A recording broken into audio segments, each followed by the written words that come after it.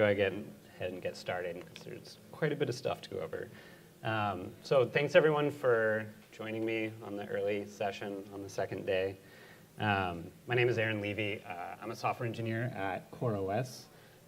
And one of the things I want to talk about today is self-hosted Kubernetes. So when I say self-hosted Kubernetes, kind of show of hands, has anyone heard this phrase? Does it mean anything? Awesome, sweet. So just to start off, a quick explanation of what exactly is self-hosted Kubernetes. When I say this, what I mean is that Kubernetes is responsible for managing its own core components, and that those core components are actually deployed as native API objects. So that means things like the API server, the scheduler, the controller manager. These are modeled as deployments and daemon sets and secrets and services. So if we were to actually look at a self-hosted control plane, this is what it would look like if we said kubectl get deployments, get daemon sets, get secrets. We can see that for our deployments, we have our controller manager and our scheduler, and we're running a couple copies. For daemon sets, we have the API server and the proxy. And then we also distribute some of the assets that these components need as secrets. So for the API server, that would be things like the TLS assets. For the controller manager, that might be things like the service account keys. So that's just like really brief. Well, actually, one other point that I wanted to make. When I say self-hosted Kubernetes and it's responsible for managing its own components, what we're thinking of is a flat cluster. So this isn't like a control plane in Kubernetes then managing multiple other Kubernetes inside of it. This is actually the control plane of Kubernetes managing itself in a single flat cluster. So if we have a self-hosted cluster, what's important about this? Why do we want this? One of the reasons is that we've already drunk the container Kool-Aid. Like, we all believe in containerizing our applications. We think that that's the right way forward. So why don't we do the same thing for Kubernetes itself? There's many ways that we can actually deploy the Kubernetes components. We could run them as binaries. But if we already kind of believe in this method of running our applications, why not do the same for Kubernetes? And then two other really big reasons, and I'll go into more detail, are that by self-hosting Kubernetes, we can vastly simplify how we bootstrap our nodes, and then also greatly simplify how we actually manage the lifecycle of the cluster. So going over how we actually can simplify the node bootstrap, one of the main things is that when we're saying that all of the components in Kubernetes are going to be run as Kubernetes objects, we're essentially saying that we're going to be stacking them on top of the kubelet and removing that necessity of configuring them on the host. So what we get, the point that we get to is that our on-host requirements essentially become, we have a kubelet, we have a container runtime, and we have a kubeconfig with enough information of how to contact an API server. And that's essentially what you need to configure for a node. And so no matter how you're actually configuring them, those are essentially the three things that you need. And this is true for all nodes, including master nodes. So for a CoreOS node, what this might look like in a very simplified way is, like if you had a cloud config, the two things that we actually need to set up are a kubelet service and the kubeconfig. You would actually want to add the flags that you wanted for your kubelet there, but CoreOS itself ships with both Docker and Rocket as part of CoreOS Linux, so that's already available for you. And this becomes your generic every node config. You're just throwing compute at your cluster without really having to configure that much on the host. But ultimately, this isn't just a CoreOS specific thing. When we're abstracting away all of our on-host requirements, what that means is that for any distribution, we get these same benefits because we're layering it on top of Kubernetes, and the process, again, just becomes, we need to install the kubelet, we need to install a container runtime, we should have a kubeconfig, and then we start the kubelet. And now this is compute that is added to our cluster. So I also said this should be all nodes and not just master nodes. So if what makes a master node is certain components are running on that host. And that's something that we get for free from Kubernetes because we're saying, well, these components are pieces of software that we're managing inside of Kubernetes. So we can give Kubernetes the information it needs to know how to schedule those components. So we could do something as simple as adding a particular label selector to something that we deploy. So we could say master equals true. And we could add this via kubectl, just labeling a particular node, or we could precede this information on the kubelet as a flag so that when the node registers, it already knows that it should have this label. So if we actually go back to this slide, we can see here for the API server, we have master equals true as the node selector. And we see we only have one copy of it running. But right below it, there's the kube proxy, where we have 3 copies running and no node selector. So this is a 3-node cluster where we've told the API server that we only want it running on a particular node. And we might want this maybe because of network addressability or etcd addressability or something of that sort. But rather than us special casing our nodes themselves, we add this into the scheduling mechanics of Kubernetes. And because they're self-hosted components, it will figure out where it should run for us. So ultimately what this comes back to is that we get a simple and universal on-host configuration. So this is like every node, doesn't matter what it is, we're giving it the same very simple installation. And then however you want to add compute. So if you're in a cloud environment, you can use maybe it's auto-scaling groups, or maybe it's the cloud environment's GUI, or maybe it's CLI tools. But you're essentially just launching very simple infrastructure and throwing it at your Kubernetes cluster to add it in. And then everything else we let Kubernetes manage. So once we've thrown that compute at the cluster, we start stacking our applications, including Kubernetes itself, on top of that. So one of the other major things, and something that I find super cool about self-hosting Kubernetes, is being able to really simplify how we actually manage our clusters. And where this kind of come from is that Kubernetes is really, really good at managing software lifecycles. Like if we have our application and we want to do a rolling update of that application across our cluster, this is something that's already built into Kubernetes. You have a deployment, you add a new deployment, and it manages the rolling update in between. If what we end up doing instead is we start writing external tools to kind of do these same things except just for Kubernetes, what we kind of end up with is like less portable and more fragile solutions. And I'm personally guilty of this, probably like 3 times over. I've written external tools to manage Kubernetes. And at the end of the day, Kubernetes is always going to be better at this stuff than any tool that I'm going to end up writing. And so we should try instead to kind of build on the shoulders of Kubernetes, take advantage of all of these strengths that it has about managing our actual application lifecycles, and then have it manage itself as well. And so when I say kind of building on the shoulders of Kubernetes, what I mean is that, like, for example, upgrading your cluster, rather than building this complex tooling external to Kubernetes itself to then go and upgrade the components and know things about rolling these updates and how your nodes are managed, which ones are masters, which ones are not. Ultimately, we should be able to get to a point where these are like the 4 commands in a manual upgrade process. We say kubectl apply our new manifests, and what's happening underneath is that Kubernetes is doing these rolling updates of these updated deployments and these updated objects for us, and our interface to it is just the Kubernetes API. And I have a little note down here that says we're not quite to this point of running these 4 commands to upgrade a self-hosted cluster, but we're actually really close. So I actually want to show that real quick. Let's see. I need to make this smaller for me. Is that still okay for people? Let's see. So like we saw in one of the slides, we have our deployment, so we have a controller manager, we have a scheduler. If we were to look at our daemon sets, we have the API server and the proxy. If we were to look at the version, so my local kubectl client is 1.4.5, but my actual server is 1.4.4. And so that's what we're going to be upgrading today. We're going to upgrade the control plane using nothing but kubectl because it's a self-hosted cluster and it's actually fairly straightforward. So, oops. This isn't showing up very well. Tell me if this gets too small. Okay, we can see it now. Okay, so the first thing that we want to do is, well, we have one API server, one scheduler, one controller manager, and what a good operator would do is that if we're going to do a rolling update of this cluster, we shouldn't rely on singletons of these components. We should actually have a highly available control plane, so while we're doing the upgrade, it actually keeps working. So the first thing we should probably do is let's label a node as a master.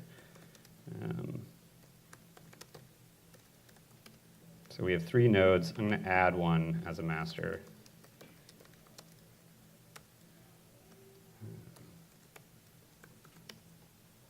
So what we should see now is that it just launched another API server.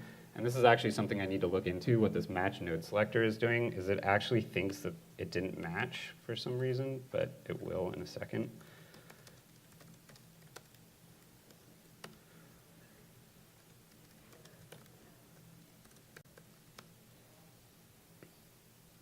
Okay, so now we see the container creating. So we've told it, we want a second master node. And so now we have 2 API servers running. So we've just made the API server HA. Now we need to do the same for the controller manager and the scheduler. So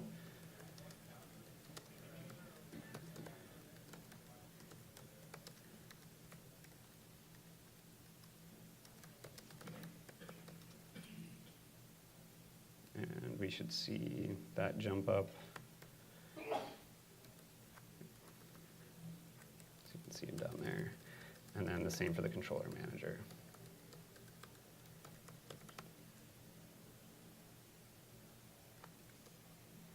Okay, so we just made a singleton master into an HA master control plane just using kubectl. So now let's actually roll this update. So what we're going to change first is the API server.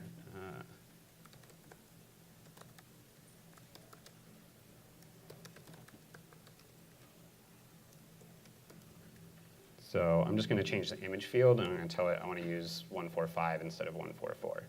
Now, that note that I had before that said, we're not quite to that point where we can just apply these new manifests and have it upgraded. This is kind of what I'm talking about. So daemon sets don't support rolling updates natively in Kubernetes yet.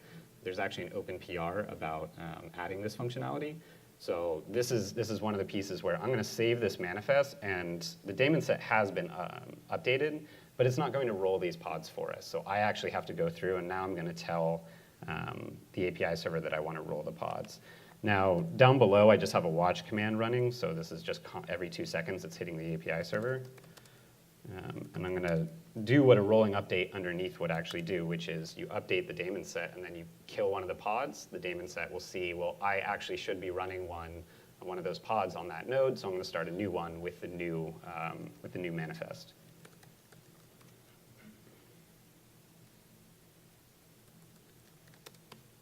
Okay, so now I happen to have hit the API server that I just terminated, but the next request hit the other API server.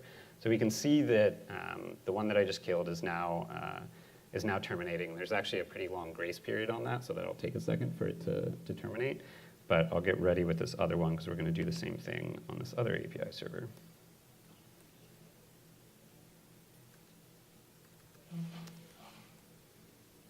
We want to wait for this one to come back because we're good operators and we don't want to take the whole control plane down at once. All right, so we have that new API server. We can see by the suffix here that the new pod has launched, and we can also see that it's only 9 seconds old. So let's go ahead and delete the other one. Sometimes if you delete the pod that you're contacting, you get that error end of file. So we'll see that API server now also terminate. I'll line up the next command because, again, the grace period is going to take a second. But this is actually the more interesting one. So when you update deployments, it actually does it for you. And so it's super fast when it happens.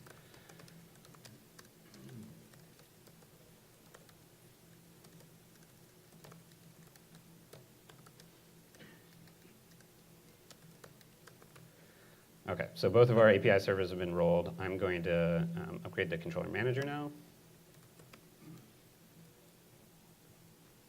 That to be run 4 or 5.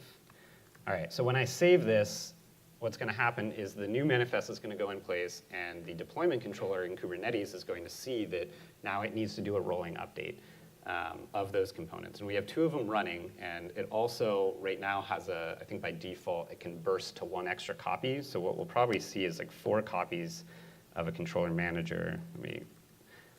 It already did it, like it's that fast. So it's doing a rolling update of those pods underneath us and keeping one running while it's doing the rolling update, but you can see they're both about 11 seconds old. So that one's done. Let's do the scheduler.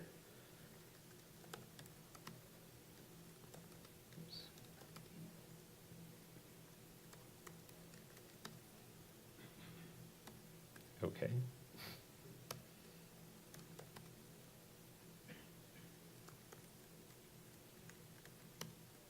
Okay. And this is probably going to happen pretty quick again. Yeah, so that's already done.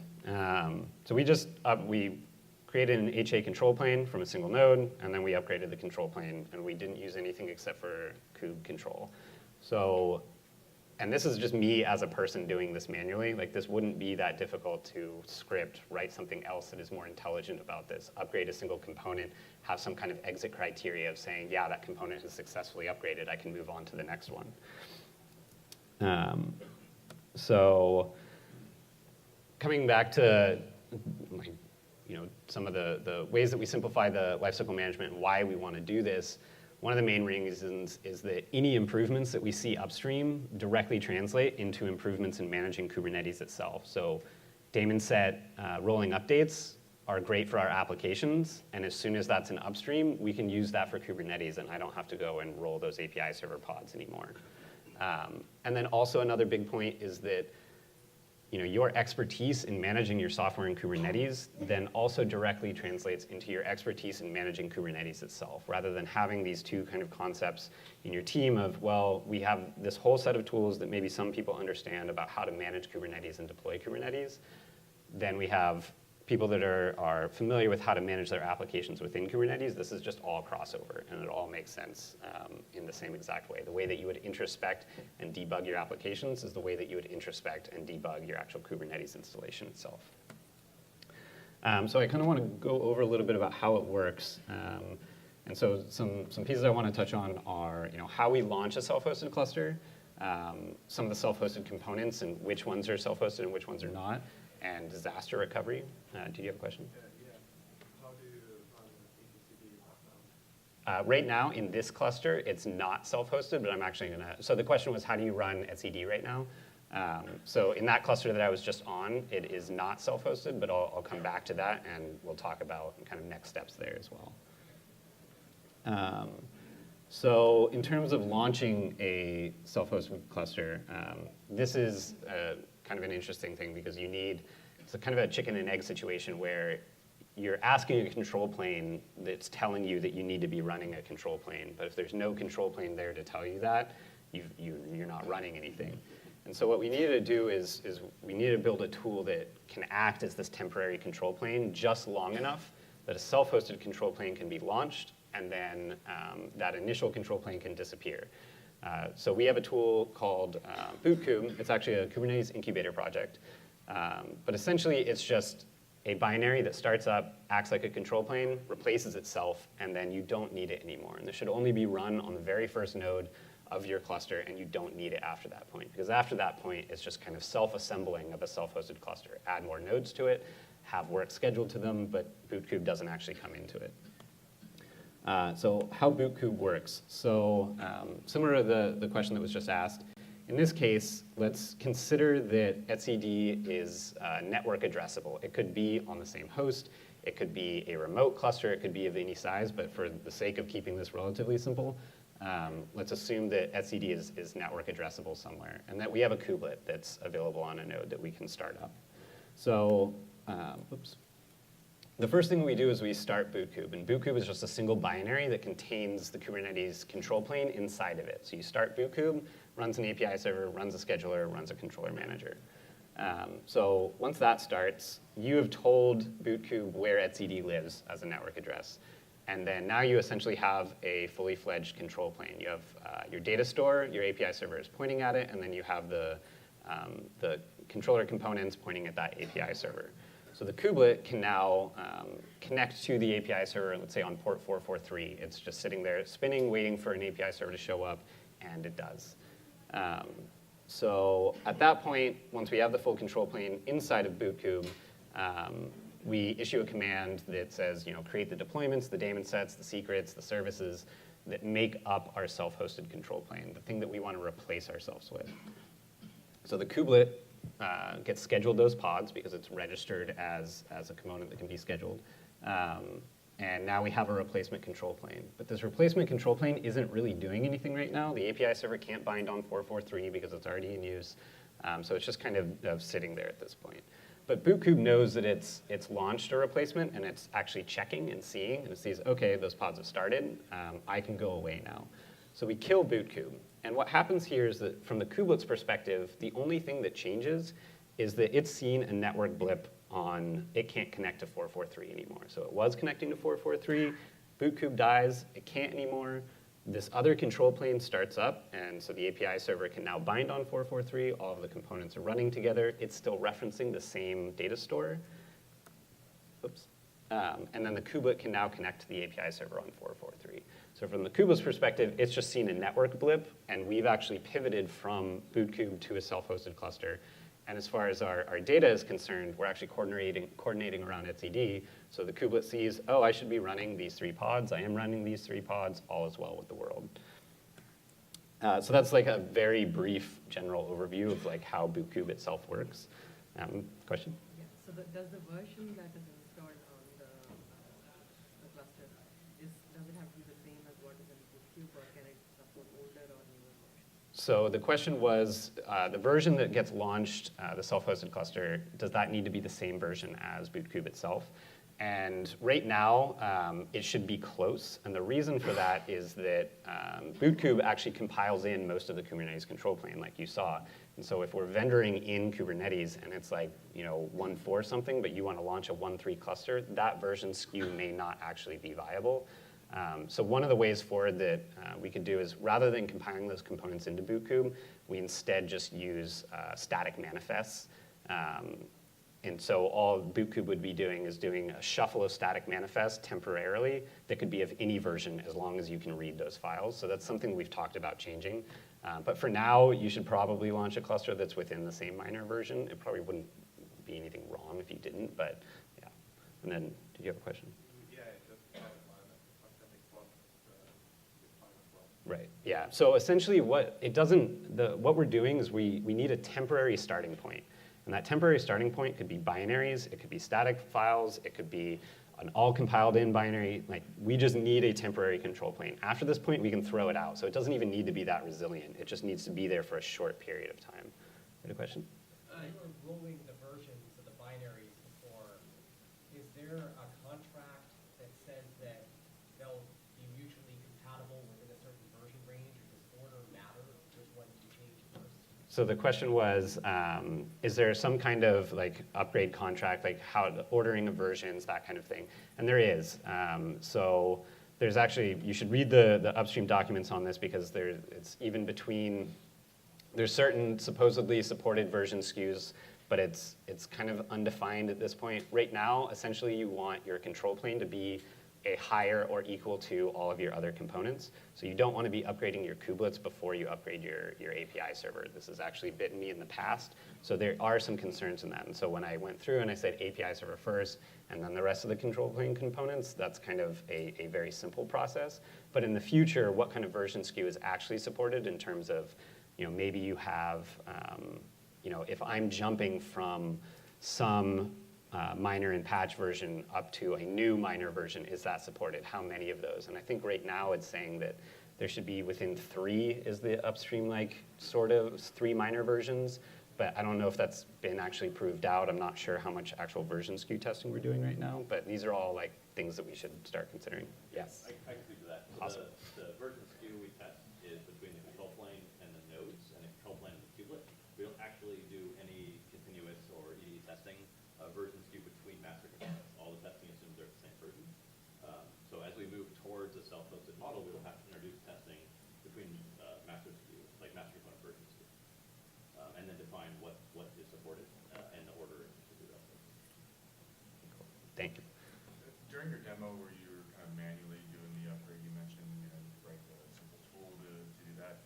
That makes me think of the operators. Exactly. Is that something that you guys are considering? Or? Yeah, I mean, so the same kind of thing where or you consider these operators as kind of smart tools that know how to manage the lifecycle of a particular component, there's no reason that if our contract is the Kubernetes API that we couldn't build an operator that is aware of Kubernetes and these kinds of restrictions and how it should and should not be upgraded, or the order that it needs to occur in, or like the exit criteria for, well, I upgraded the scheduler, now how do we actually exercise that to a point that we feel good about, that it's not just running, but it's actually functioning normally. So yeah, I definitely think that there's room there. How do you upgrade kubelet? So the kubelet, so I took out this slide because I'm probably going to be pretty pressed on time on this one. But so you can self-host the kubelet as well. But ultimately, even if you're self-hosting the kubelet, there's an on-host kubelet. There's a turtle at the bottom. So for CoreOS, what we've done is we execute the kubelet, the on-host kubelet, whether you're self-hosting the kubelet or not. The turtle at the bottom, we run via systemd. And we also execute it inside of a unconstrained Rocket pod. And so essentially, we're just pulling down a kubelet container. And so a new version is saying, pull down a new kubelet container. And that's expressed through an environment variable. So we have a daemon set that we call the node agent, which is just sitting there watching annotations on the node object. And if it sees that we say desired version of the kubelet is a new version, then it will pull, it doesn't actually do any of this. It just sets the environment variable on the service file, and then it tells systemd to restart the kubelet. And what ends up happening is that service restarts, it pulls down the new image, it starts the kubelet. So even that, even though it's still on the host, it's the one last component on the host, and it's not truly self-hosted, we are still pushing those updates via the API, via annotations on the node object. And the node agent itself is actually pretty straightforward. Like, it's set an environment variable and then restart a systemd unit. But let's say you're not on CoreOS, that could be DNF install or apt-get install a new version of the kubelet, and that's what the node agent does. But there's other interesting things we should start doing there as well, where you could, you're going to be upgrading the kubelet, so let's actually drain the node first, because maybe this has changed some kind of interaction with how it's going to launch and manage the pods. All right, so let's see. One of the things I wanted to go over is, like, when you say self-hosted Kubernetes, there's potentially a spectrum of what that actually encompasses. So you could be self-hosting the kubelet, you may not be. You may just self-host some of these components and not others. So when I talk about it generally, what I'm thinking of is the control plane and the proxy. Some of these other pieces are a little bit more experimental. So if you were to self-host the kubelet, there's still some things to be worked out there. But essentially, the API server, we run as a daemon set because that makes network addressability much easier, because it's going to potentially be on a fixed set of nodes. This could be a deployment in some cases, and there's some upstream work around improving API server discovery so that as the API server moves around your cluster, if it is a deployment and it's just running as a pod anywhere, that we can still discover where it's actually living. And then the controller manager and scheduler running as deployments, this works really well, pretty straightforward. Kubeproxy is a perfect fit for the daemon set. We want this pretty much on every node. And then we set our TLS assets and service account information as secrets. So if the controller manager dies on a particular node and moves to another, it's not up to us to be like, well, we need these service account keys to also be on that host as well for it to function properly. As that pod moves, that secret is going to be available to it as well. So when I say self-hosted Kubernetes, like, this is, I feel like, completely sane and stable and reasonable, and then we can kind of expand from here into new components. So one of those is self-hosting the pod network. So deploying the pod networking tools actually as a daemon set.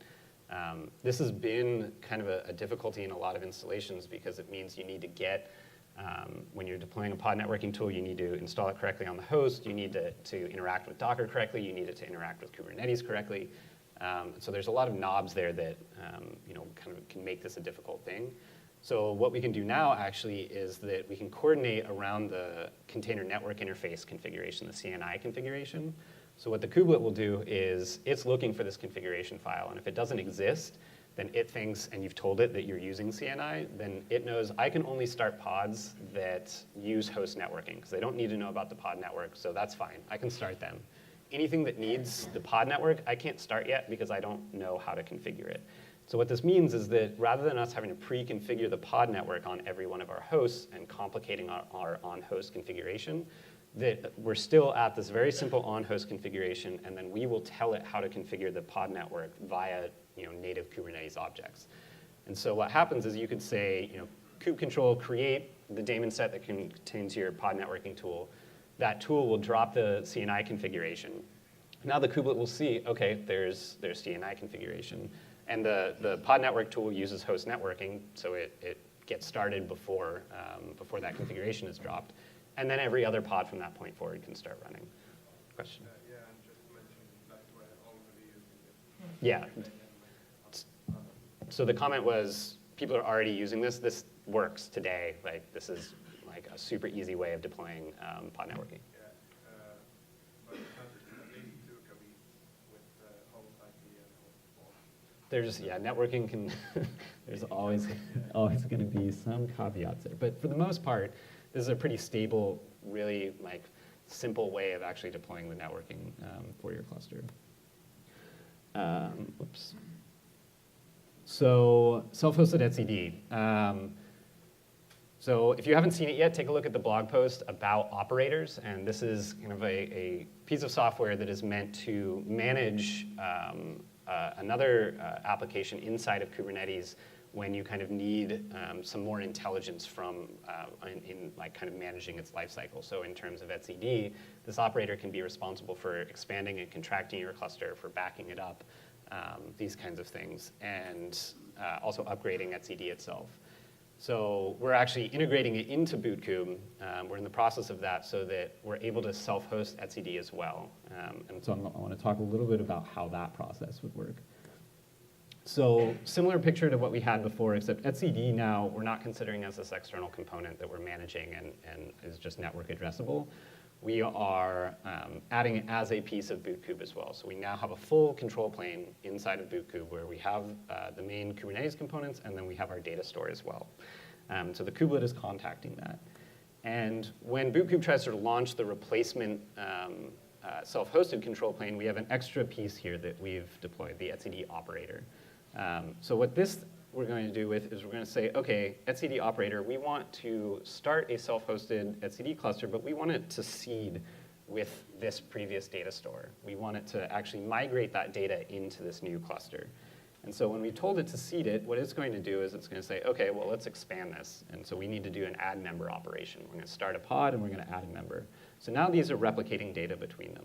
And what BootCube is doing is once the data is replicated, it knows it can die away, and the etcd operator needs to just say remove member. So we've gone from a single etcd node, our seed node, and then we've expanded it to a 2-node cluster, and then we've dropped it back down to a 1-node cluster. And at this point, BootCube can die, and then now we have a fully self-hosted control plane, including etcd.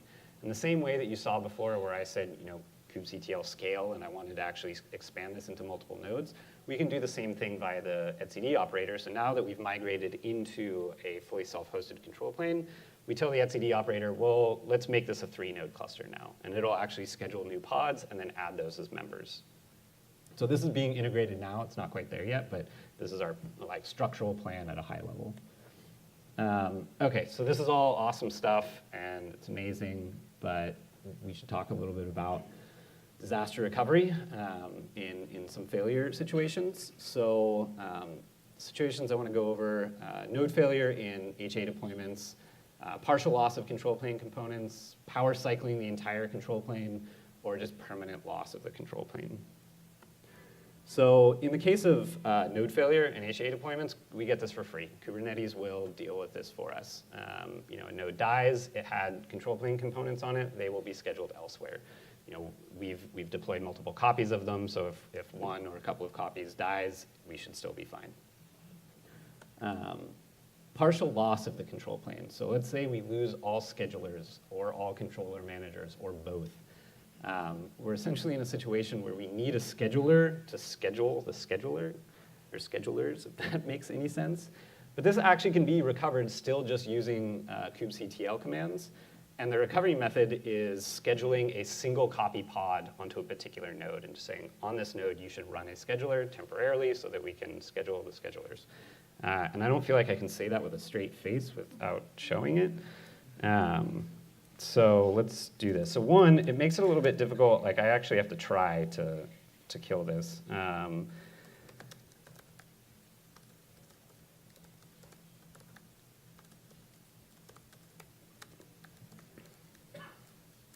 So let's scale this down so we don't have multiple. And then let's try and delete it.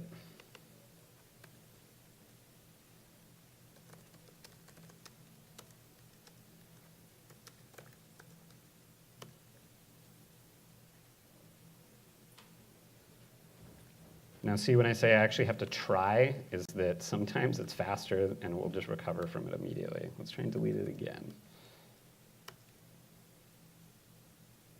Okay. So, I mean, this is okay. So this is enough of a demo. Like if we had more time, I would delete the controller manager too. But what we see here is that we deleted the scheduler, but the controller manager is actually what takes a deployment and then creates new pods from it. So the controller manager, for a deployment at least, so the controller manager is saying, well, I should be running one copy of this, and we're not anymore because we just deleted it. So I'm going to create a new pod, but it's an unscheduled pod, and that's why we see the kube scheduler is pending. So the controller manager has created that pod entry. It just has nowhere to run because there's no scheduler to schedule scheduler. So the way that we recover this is that we want to just extract the pod spec out of that deployment and then just tell it, go run on a node, and then it will start scheduling everything and it'll be happy again. But let's do, let's run some other pods just to make this even more apparent.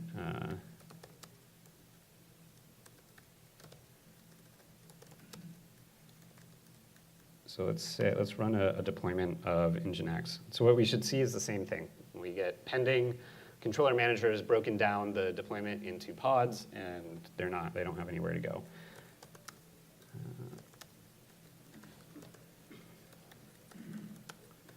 So I'm going to get the deployment for the scheduler. I'm going to output it to YAML, if I can spell.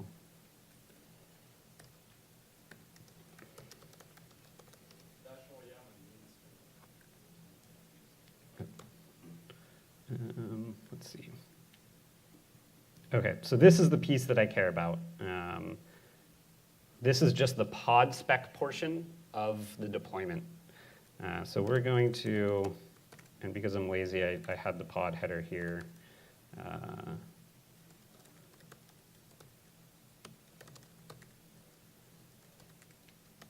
So this is just the main top-level object for a pod, and then I'm going to paste in what I just copied.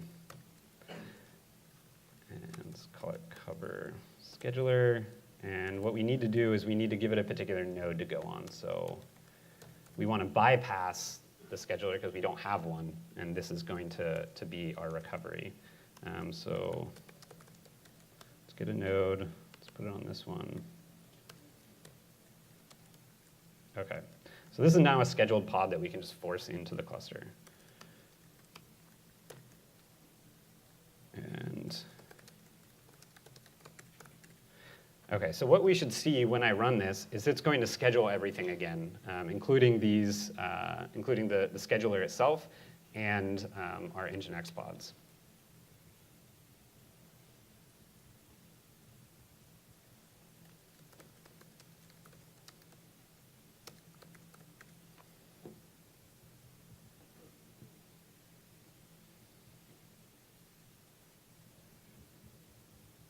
There we go.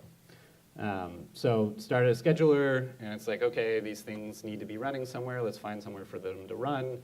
And one of those things is the actual real scheduler that is managed by a higher level object. So we no longer need this pod anymore, so let's just delete it. And so we've recovered from like a complete, partial control plane failure, and the same exact thing works for controller managers. Given an API server, an etcd, to interact with, you can recover these states using kubectl. Okay, so the next thing that I wanted to go over is power cycling the entire control plane.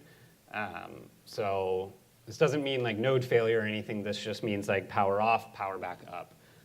How do you actually recover from that state? And so this is back to that chicken and egg issue where in some cases, if you have a control plane to talk to, even if you like power cycled most of your nodes, if you still had an API server to talk to, that's enough for it to tell you, hey, go run these other components.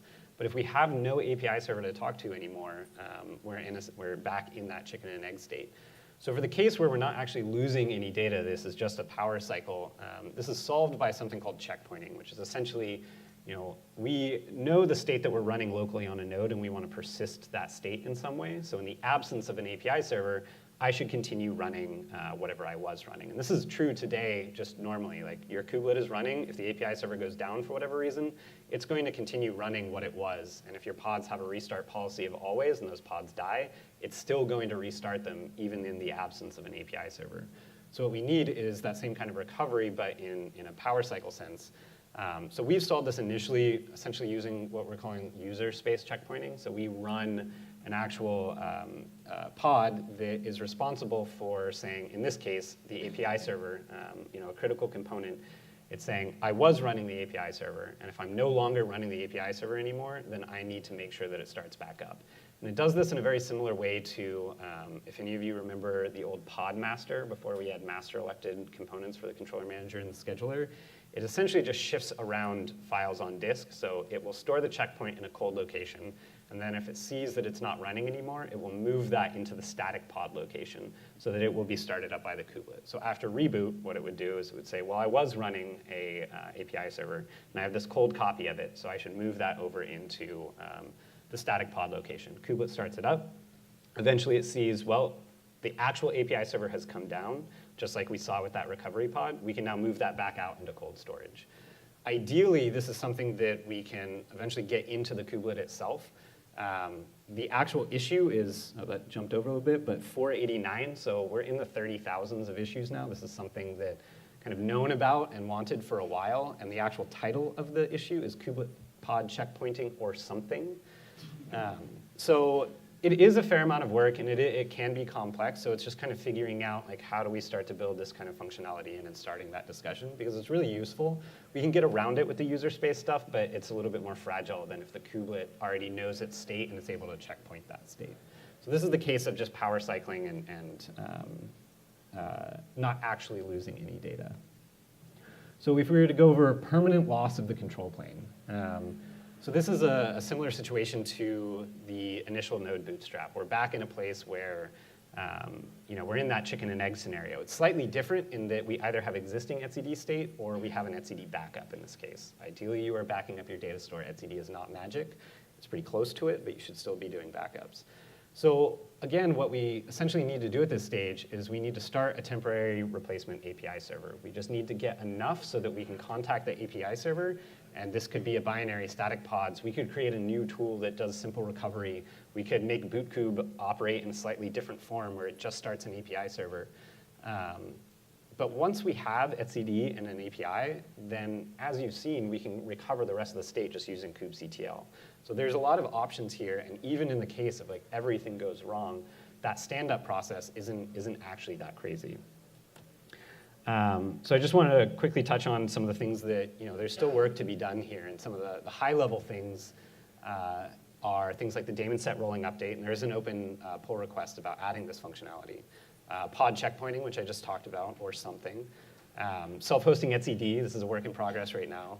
And then I think that, as I showed, I can recover these pods using kubectl and copying out the pod spec, but that's a fragile process to explain to someone. Like, go get the deployment and then take this one section of the spec and then paste it into a pod. So we could build simple tooling that just does that for us. We could just have a command that says, recover deployment target node equals, and it asks for that deployment, it extracts the pod spec, and it just assigns it to a node. We can have simple complete failure case tooling where it knows how to take an etcd backup and then start a temporary API server and then stand up the rest of your control plane after that. But these are the kinds of things we start to need to build through. So that's all I have for you guys.